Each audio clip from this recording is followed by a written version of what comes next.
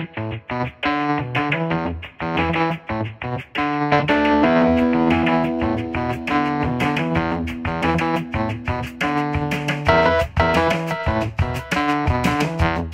tout le monde, ça fait plaisir d'être ici ce soir. Merci d'être venu en grand nombre. Donc, ce soir, le titre de la conférence, ça va être l'agriculture urbaine, l'incroyable vecteur. Donc, il y a plusieurs jeux de couleurs. C'est Noël, par hasard, il y a du rouge, du vert. Le rouge, généralement, c'est pour tout ce qui est de s'activer, état d'urgence. Le vert représente un peu le développement durable. Et le bleu, segment économique. Donc, il y a aussi les nouveaux modes de consommation simples qui vont être intégrés dans le cadre de la conférence. Puis aussi, le sous-titre qui est souvent dans toutes mes conférences, c'est d'accélérer la transition socio-écologique et économique. Donc, mes trois chapeaux principaux que vous voyez. Je veux remercier aussi Québec en forme, 100 degrés, et le CISSS de Lanaudière. Donc, sans plus tarder, si on veut comprendre la transition socio-écologique, généralement, ça part d'un concept de recherche, la transition à travers la compréhension de l'innovation environnementale et comment elles peuvent remplacer, transformer et restructurer le système existant. Donc, tout ce qui est jugé non durable ou non viable, qu'on ne pourrait pas, exemple, faire perdurer sur cette génération, on va tenter de trouver des solutions pour les remplacer. Donc, ceux qui connaissent le Golden Circle, on commence souvent pour exprimer le pourquoi on fait les choses, comment on les fait et qu'est-ce qu'on fait en bout de ligne. Donc, moi, intrinsèquement, mon pourquoi vient vraiment de 1972, du Club de Rome, où est-ce qu'il y a eu le rapport Halte à la croissance, le rapport Meadow, qui, en fait, pour la première fois, ciblait qu'il y avait des limites à la croissance, puis il alertait un peu la population mondiale. Suite à ça, l'an dernier, si on avance très, très loin dans le temps, 2017, il y avait un nouveau rapport, c'était 15 000 scientifiques à travers le monde qui alertaient de nouveau la population mondiale. Donc, ça a donné un nouveau signal d'alarme. Et dernièrement, ou même dans les dernières années, on a pu constater que Al Gore, en fait, a été une des figures dominantes au niveau des changements climatiques. Donc, c'est aussi relié au niveau de l'effondrement de la société. Quand on parle d'effondrement, ce n'est pas nécessairement qu'on va disparaître, mais c'est qu'il y a une bonne portion de la population qui pourrait diminuer. Donc, il y a un impact vraiment significatif au niveau de la civilisation. Donc, ces facteurs-là, à la base, c'est ce qui me propulse un peu à passer à l'action.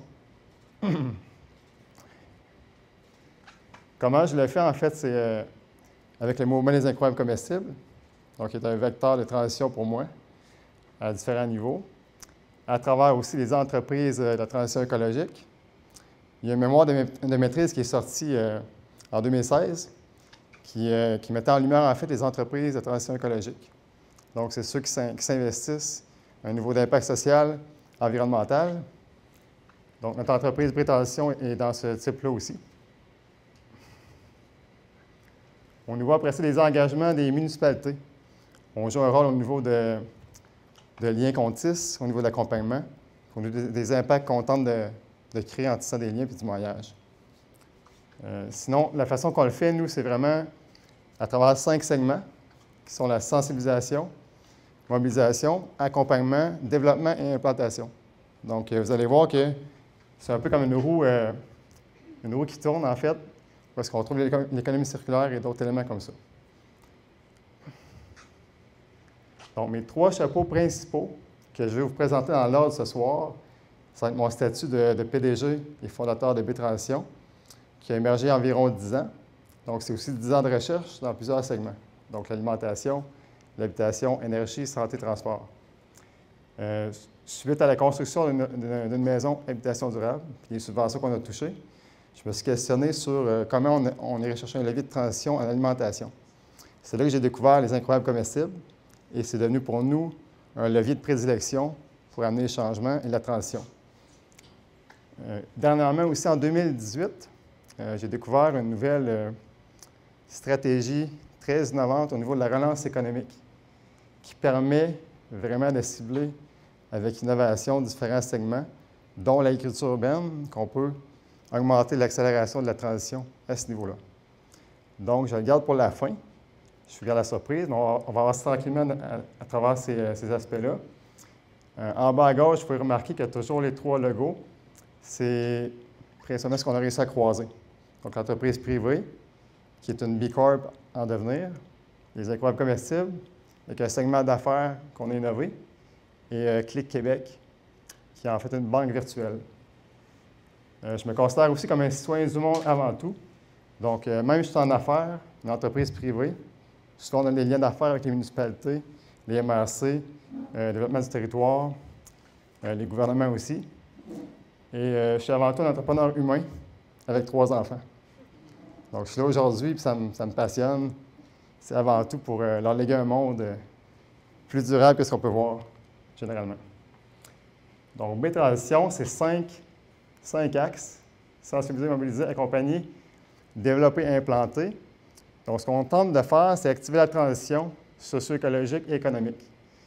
Donc, si on considère un état de société qui est non durable, on va tenter la transition qui va s'engranger vers la sensibilisation et on va tourner jusqu'à implanter les projets. Suite à ça, la roue continue, puis on va repartir un nouveau projet, dont aussi plusieurs projets en parallèle potentiellement. Ceux qui connaissent bien sûr le système alimentaire durable, c'est aussi une forme d'économie circulaire qui a inspiré notre logo. Et par hasard, il y a aussi 5 segments. Donc, on en a profité pour faire une cohésion à ce niveau-là. Fait que c'est sûr qu'on tente toujours de toucher les 5 aspects en tout temps à travers tous nos projets. Fait que même dans l'immobilier, on va essayer de voir pour des bâtiments nourriciers qui vont générer de la production toute saison. Dernièrement, les projets sur lesquels on travaille, il y a entre autres le plan d'agriculture urbaine de Victoriaville. Donc, en 2017, il y a des subventions qui ont été ouvertes par le MAPAC suite au PDZA. Donc, on a été les instigateurs de ce projet-là, qu'on a obtenu et démarré en début 2018. Et l'échéancier est vers la fin 2019. Il y a 9 villes pilotes au Québec. Donc, Victoriaville, c'est une des villes vraiment dynamiques.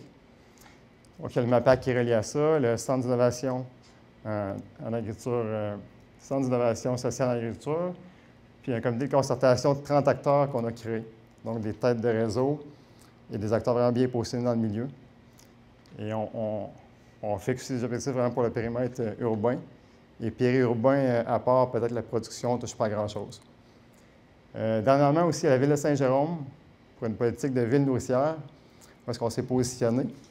Donc, c'est le fun de voir qu'autant du 45 000 habitants que du 78 000, on peut jouer un rôle. À ce niveau-là, il y a les coalitions aussi d'action en sécurité alimentaire qui ont été mandatées pour l'appel d'offres. Donc, on a été sélectionnés dernièrement. Dans votre coin, dans votre région de la Naudière, il y a aussi des projets intéressants qu'on a identifiés. La municipalité de Chersey, en fait, sont en route vers un village nourricier initié par des citoyens, comité citoyen. Les jardins solidaires de Chersey, qui en fait sont un groupe d'environ 30 qui proposent différentes actions. Et c'est fun de voir que dans des populations même de 5 000 habitants, il y a des projets vraiment dynamiques. Puis peu importe la taille de la population, il suffit que quelques citoyens se réunissent, puis ils passent à l'action, puis il y a des résultats vraiment intéressants. Pour ce qui en est du deuxième chapeau, les incroyables comestibles, qui est souvent ça pourquoi on me reconnaît, pourquoi on me contacte, et je tente aussi de greffer autant chapeau d'affaires que citoyen bénévole. Fait que des fois, la ligne est très mince et ça passe d'une à l'autre dans la même conversation.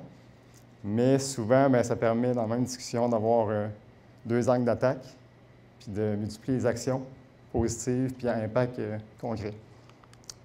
Ceux qui savent que l'ONU a déployé en fait un cadre universel 2015-2030, il y a 17 objectifs qui ont été ciblés. Donc, dans notre cas, nous, on voit que, entre autres, Incroyable Comestible peut jouer un rôle à un paquet de niveaux. Puis en étant conscient, on peut essayer de faire des projets avec une approche systémique qui va être à impact multiple. Donc, on se greffe un peu sur cette tendance-là, cet éveil-là de conscience aussi des gouvernements pour se greffer à des indicateurs vraiment précis.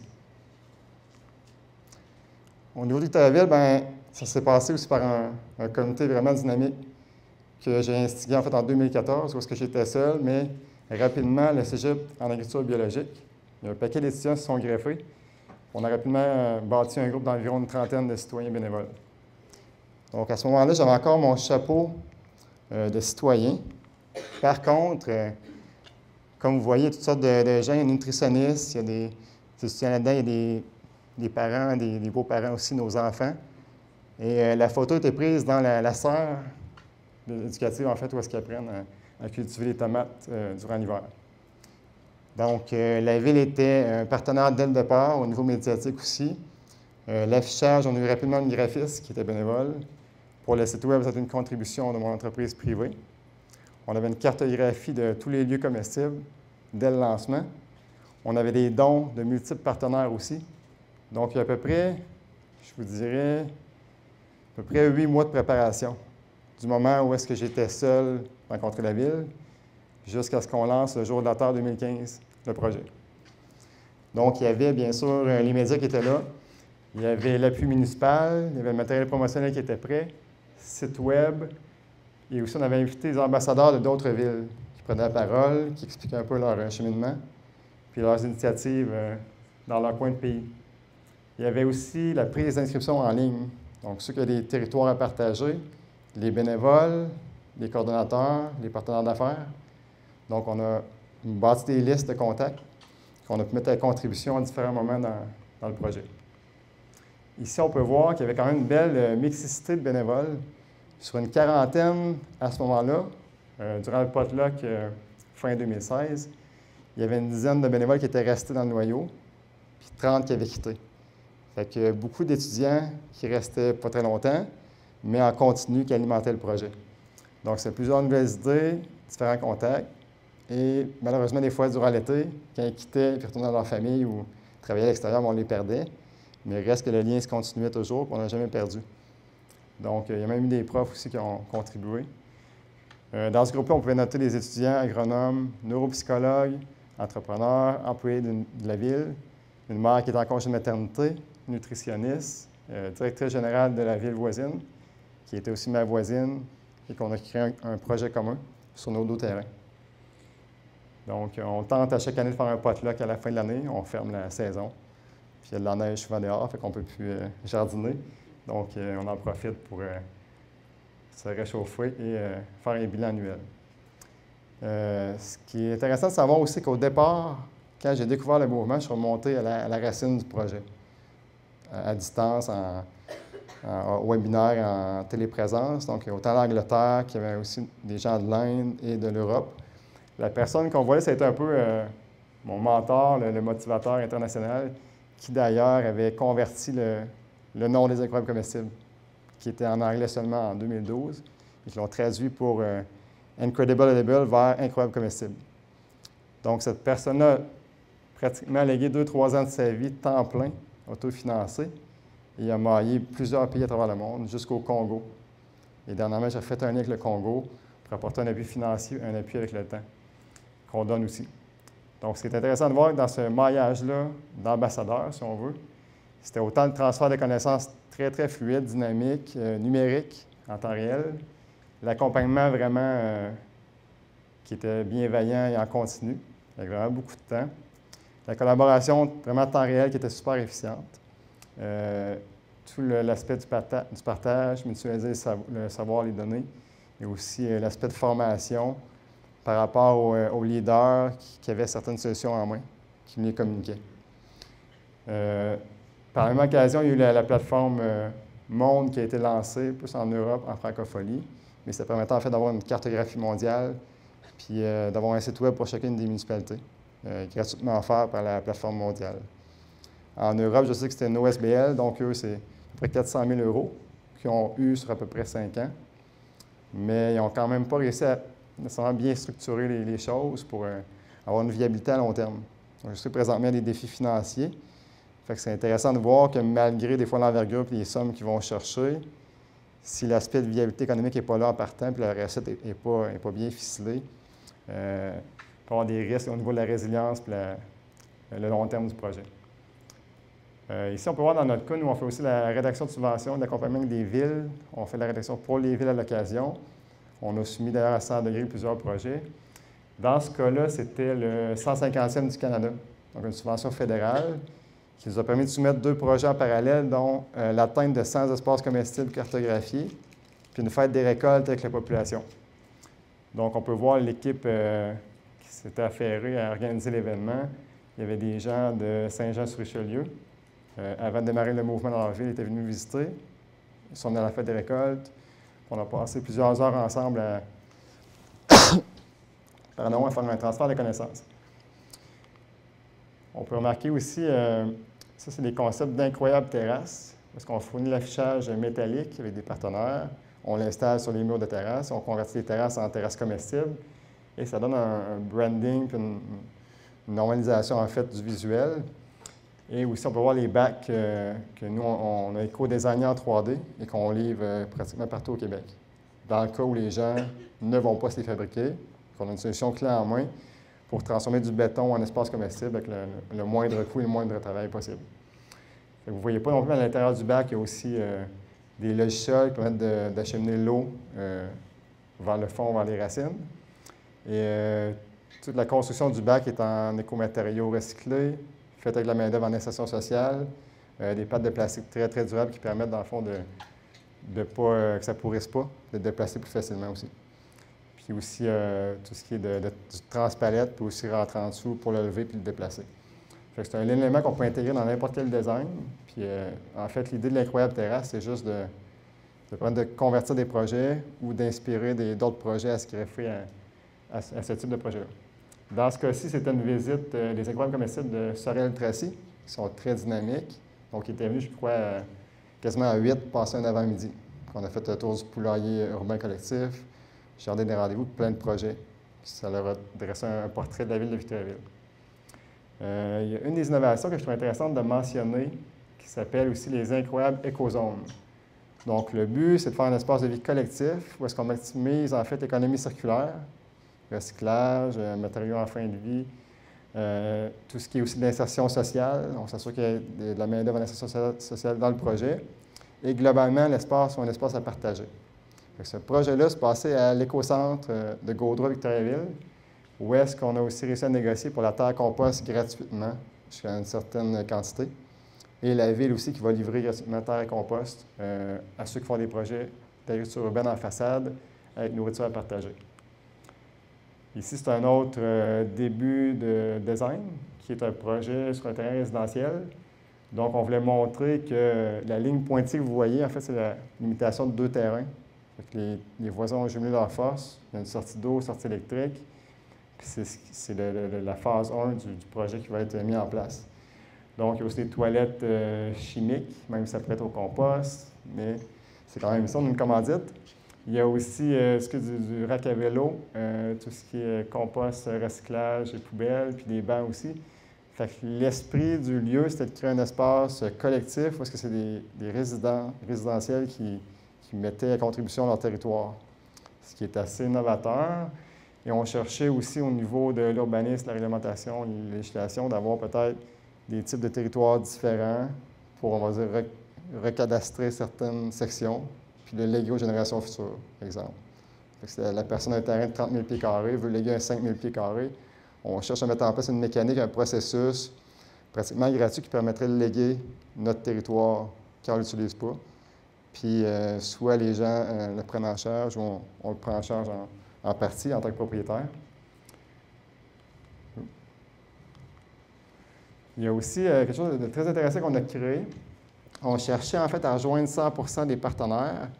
Donc, on a établi une politique en comité de coordination qui visait vraiment tous les commerçants et entreprises imaginables sur le territoire.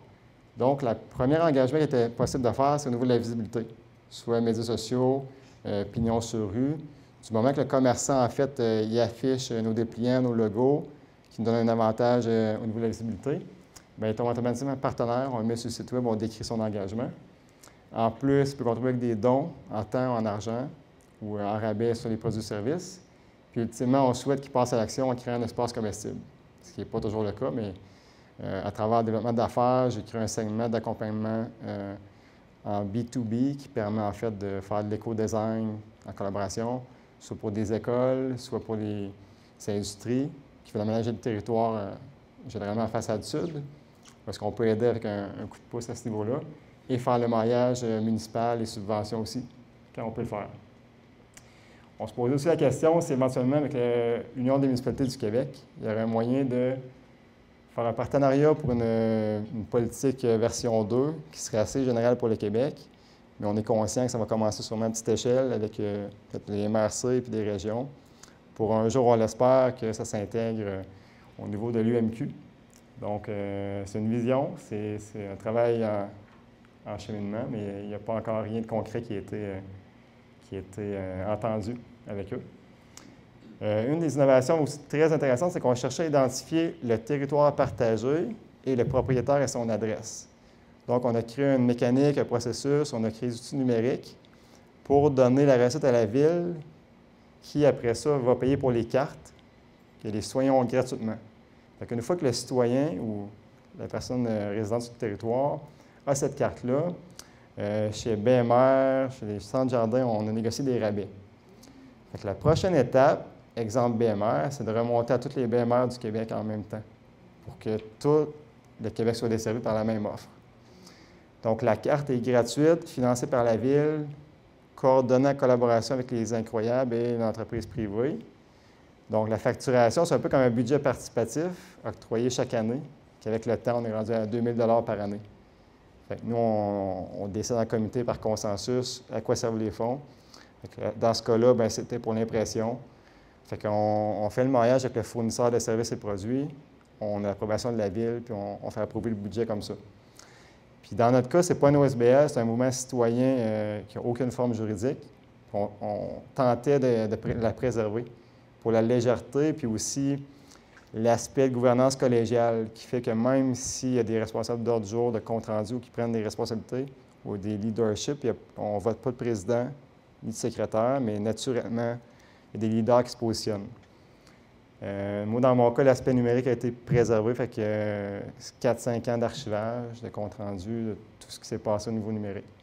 Ce qui fait que si on veut léguer le savoir ou faire du copier-coller, on s'entend, le numérique là, à très peu de frais, voire gratuitement, on peut carrément léguer le savoir ou selon une certaine entente qu'on peut avoir. Donc, ça a été lancé à Gatineau au Festival Écosphère lorsqu'on était conférencier avec un kiosque, donc c'est vraiment récent.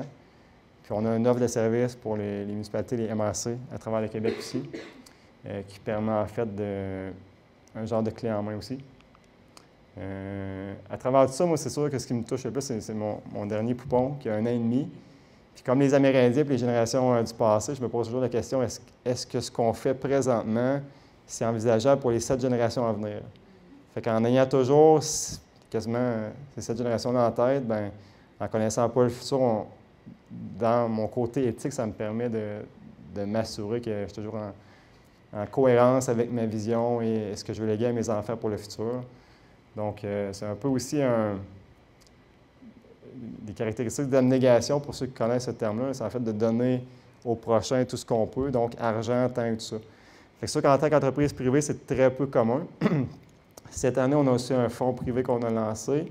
Donc, le Congo reçoit chaque année, parce que les incroyables comestibles, c'est rendu officiel au Congo, République du Congo, qui est le pays le plus pauvre d'Afrique, dans la capitale du Congo. Donc, c'est vrai qu'on a eu les documents officiels du Congo, on s'est dit, bien, on donne des fonds chaque année. Et en plus, cette année, on a l'aspect de transfert bancaire dans des comptes de banque de citoyens, sans remplir aucun document. Par contre, le citoyen qui reçoit de l'argent, on s'attend que l'année qui va suivre, il va avoir des preuves de ce qu'il a fait avec. Puis souvent, c'est voté en comité, puis c'est pour les incroyables comestibles. Donc, c'est des citoyens engagés qui ont déjà un historique. Puis par des partenaires du Québec qui nous acheminent des fonds dans un compte de banque privé, on va mettre notre relevé bancaire en ligne. On va décrire les entrées et les sorties, les flux de trésorerie. Pour décrire comment l'argent est arrivé, où est allé, pourquoi. Puis dans l'espace d'1 an, bien, on rapatrie des photos pour montrer des projets à succès qui ont émergé. Fait que l'idée, en tant que B Corp international en devenir, c'est de faire un pas de plus en tant qu'entreprise privée. Parce que d'ailleurs, il y a certaines subventions qui sont disponibles pour des OSBL autant que les entreprises privées en même temps.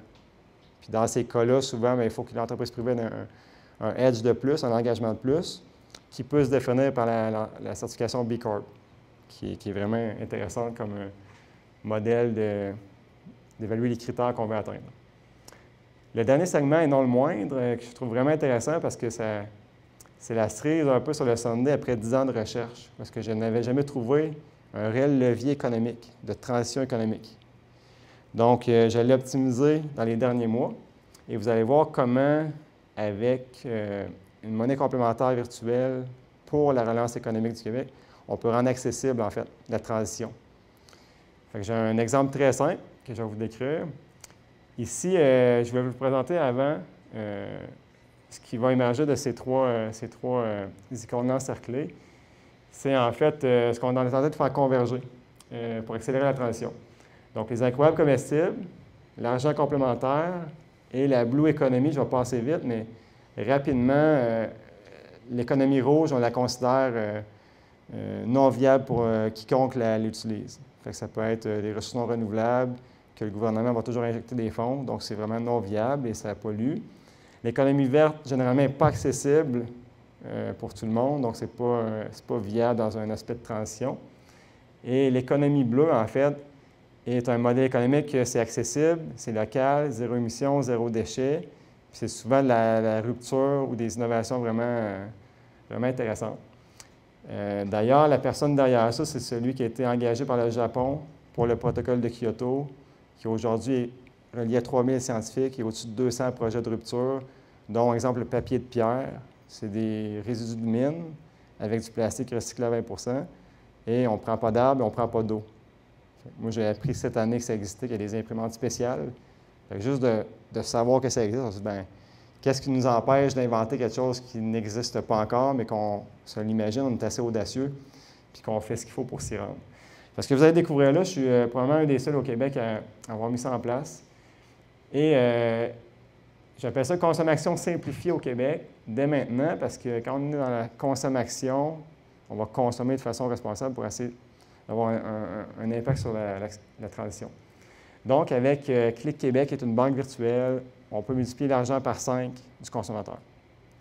Donc, vous allez voir un modèle très, très, très concret de ce que ça peut amener comme accessibilité financière.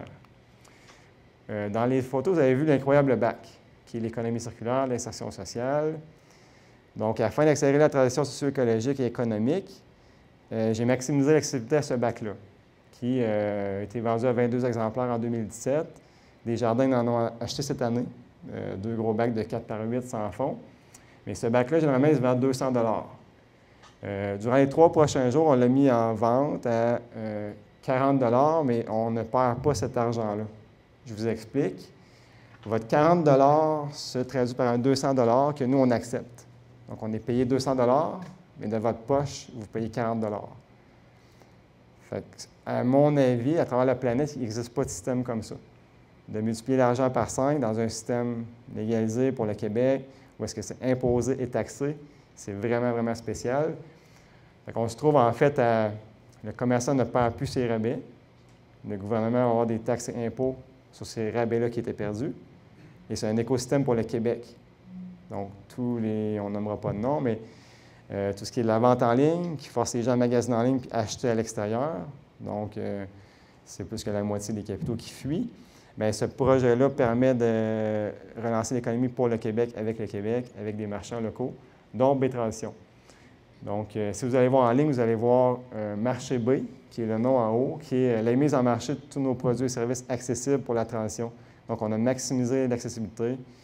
On peut penser à des conférences qui sont pratiquement à 70 de rabais, mais on ne perd pas l'argent, on ne perd plus d'argent. C'est vraiment exceptionnel.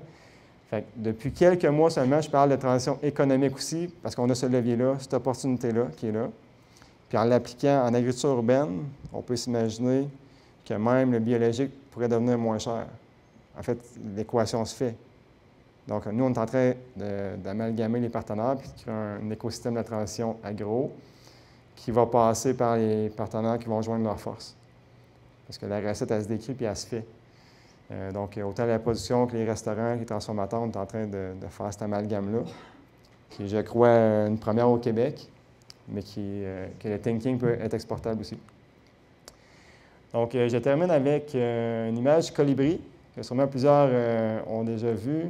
Il y a une légende qui vient d'Europe qui décrit le colibri comme un oiseau qui paraît ne pas avoir beaucoup de possibilités. S'il veut éteindre un feu avec son bec, il est très, très limité, mais il passe à l'action quand même. Donc, même les fourmis ou les insectes minuscules jouent un rôle. Fait que Nous, ça nous touche beaucoup de voir que peu importe qui on est, ce qu'on fait ou l'impact qu'on croit avoir, il y a toujours beaucoup plus qu'on peut faire. Et la citation de Margaret Mead, qui est une anthropologue qui n'est plus des nôtres, qui nous rejoint beaucoup, qui ne doutez jamais qu'un petit groupe de gens réfléchis, engagés, peut changer le monde. C'est d'ailleurs toujours comme ça que ça s'est passé. Donc, c'est ce qui m'a fait un peu à la conférence. Je vous remercie de m'avoir écouté. Merci.